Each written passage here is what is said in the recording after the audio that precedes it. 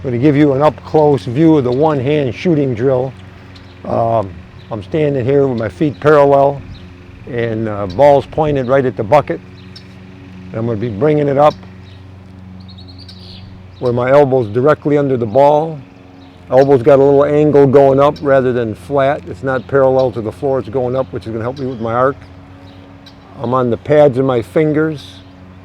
And to show you the finger pads, that's it right there. The fingers are wrapped around the ball, palms coming away.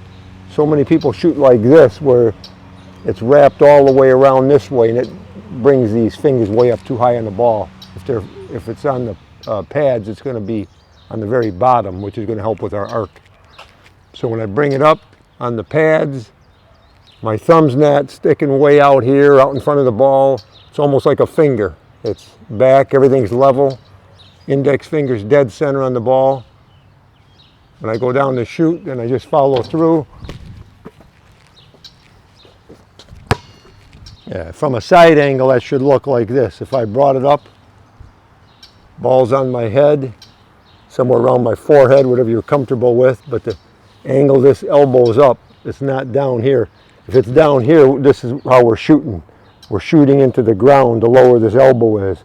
The higher it is, the greater the arc, and I never run into this guy trying to block my shot. I never go through him. I'm going up and over him all the time.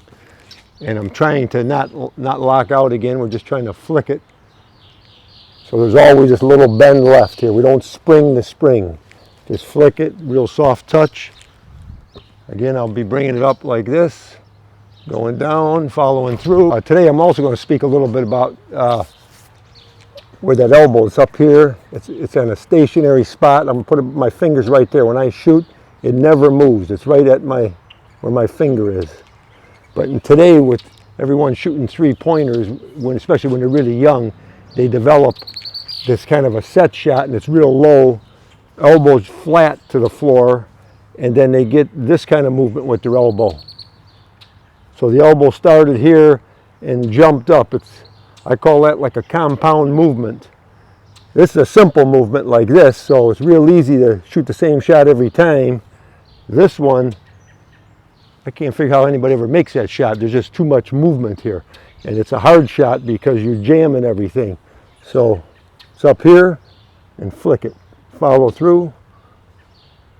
That's it right there. And then the other thing you see a lot of too would be people with their elbow maybe out here like this.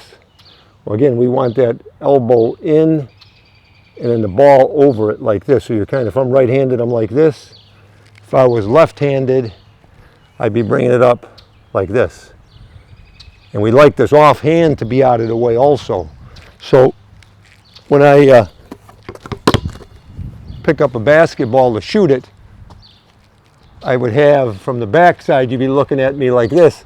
This finger, my index finger is dead center.